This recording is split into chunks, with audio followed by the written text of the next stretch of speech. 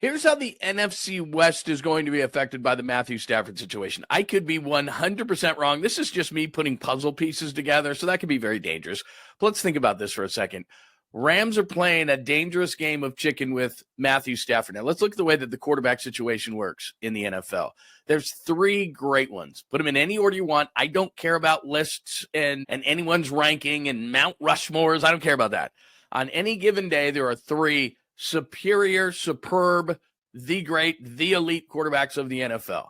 They're Lamar Jackson, they're Patrick Mahomes, and Josh Allen. And then after that, beauty will be in the eye of the beholder depending on that Sunday. Matthew Stafford could stake a claim for that fourth spot on any given Sunday, 4 to 6, something in that range. So Matthew Stafford and the Rams are going back and forth. Now the Rams want to pay him $40 million. Stafford wants $50 or $60 million, and he should. He's still that effective.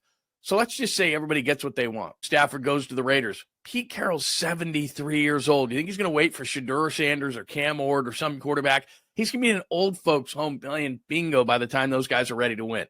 So he wants Matthew Stafford. Matthew Stafford wants one more payday. What do I tell you it's always about? It's always about money.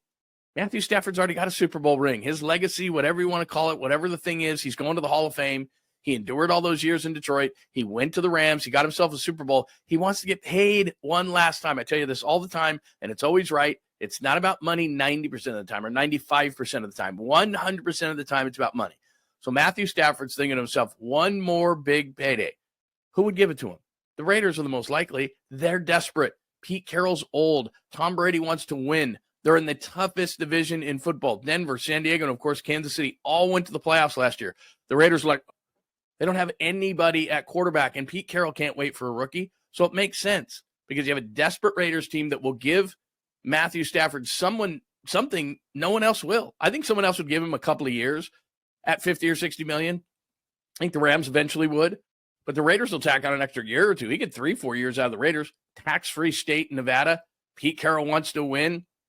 Matthew Stafford goes to the Raiders.